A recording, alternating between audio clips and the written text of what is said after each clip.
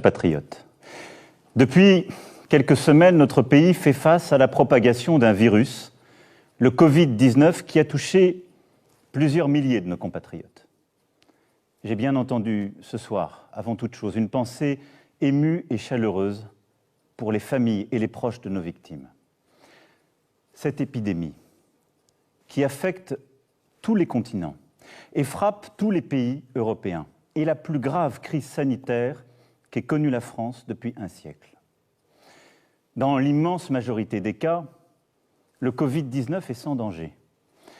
Mais le virus peut avoir des conséquences très graves, en particulier pour celles et ceux de nos compatriotes qui sont âgés ou affectés par des maladies chroniques comme le diabète, l'obésité ou le cancer.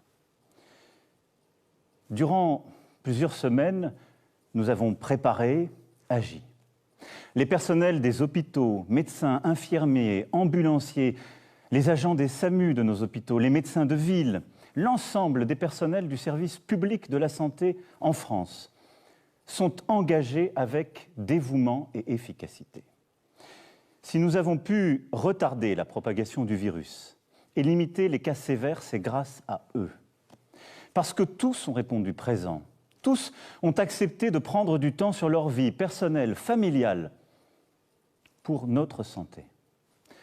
C'est pourquoi, en votre nom, je tiens avant toute chose à exprimer ce soir la reconnaissance de la nation à ces héros en blouse blanche, ces milliers de femmes et d'hommes admirables qui n'ont d'autre boussole que le soin, d'autres préoccupations que l'humain, notre bien-être, notre vie tout simplement. Je veux aussi ce soir saluer le sang-froid dont vous avez fait preuve. Face à la propagation du virus, vous avez pu ressentir pour vous-même, pour vos proches, de l'inquiétude, voire de l'angoisse, et c'est bien légitime. Tous, vous avez su faire face en ne cédant ni à la colère, ni à la panique. Mieux, en adoptant les bons gestes, vous avez ralenti la diffusion du virus et ainsi permis à nos hôpitaux et nos soignants de mieux se préparer. C'est cela, une grande nation. Des femmes et des hommes capables de placer l'intérêt collectif au-dessus de tout, une communauté humaine qui tient par des valeurs, la solidarité, la fraternité.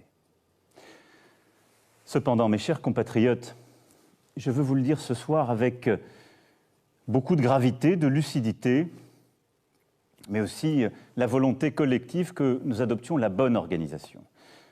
Nous ne sommes qu'au début de cette épidémie. Et partout en Europe, elle s'accélère, elle s'intensifie. Face à cela, la priorité absolue pour notre nation sera notre santé. Je ne transigerai sur rien.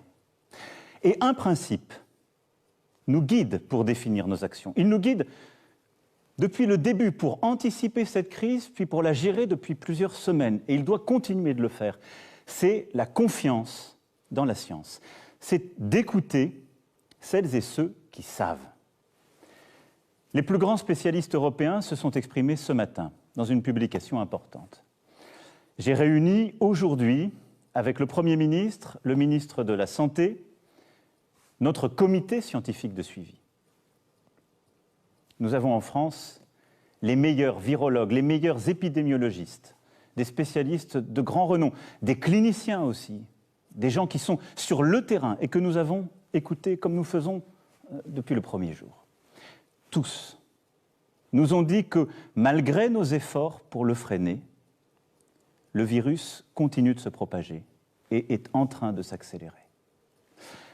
Nous le savions, nous le redoutions. Ce qui risque de se passer, c'est que la maladie touchera d'abord les personnes les plus vulnérables. Beaucoup d'entre eux auront besoin de soins adaptés à l'hôpital, souvent d'assistance respiratoire. C'est pourquoi, et j'y reviendrai dans un instant, nous prenons des mesures très fortes pour augmenter massivement nos capacités d'accueil à l'hôpital. Car l'enjeu est de continuer à aussi soigner les autres maladies. C'est aussi de se préparer à une possible deuxième vague qui touchera un peu plus tard, en nombre beaucoup plus réduit, des personnes plus jeunes, a priori moins exposées à la maladie, mais qu'il faudra